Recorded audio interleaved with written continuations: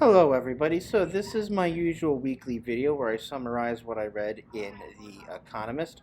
I apologize if there's a lot of background noise. I'm actually doing this video from a McDonald's, divided into three parts as always. Here we have notable think tanks that have been indexed in the now, I believe, year that I have been subscribed to The Economist, and look for link in the description.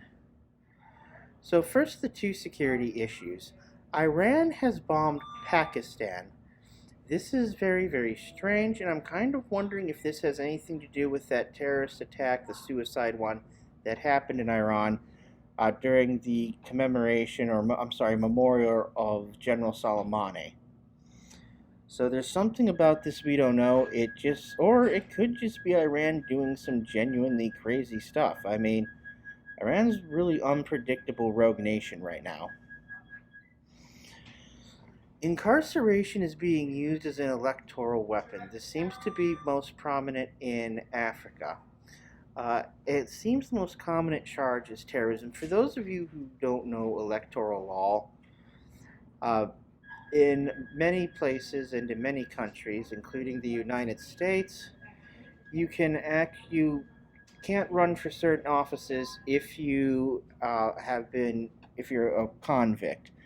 Now, I don't know where this goes in the scheme of what happens if you're, say, investigated but not actually charged or found guilty. But again, it varies by districts, and there are some states that have regulations. I know for a fact that if you're ever a member of a certain type of investigation, you can't do certain things within the state. I recently just read something about opening up like a child welfare center and all the numerous things you got to go through to get checked for that, to prove you have not just good legal conduct but good moral standing.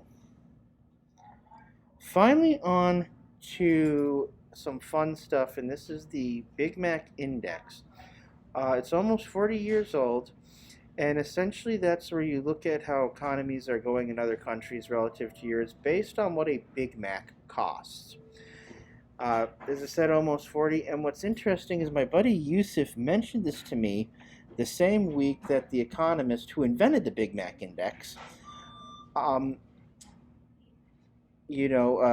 mentioned it again. So the same week I get an issue talking about it, Yusuf mentions it independently. He didn't even know that it was started by the Economist. And it's also a good way to determine purchasing power parity, how much value your currency has in another country or another currency has in yours. And what's funny is, although this may have had a silly start, it is actually taken very serious by economists and stuff like that.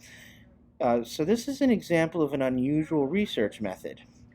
Either way, like I said, sorry if there was a lot of background noise in this video, but I got to shoot where I can.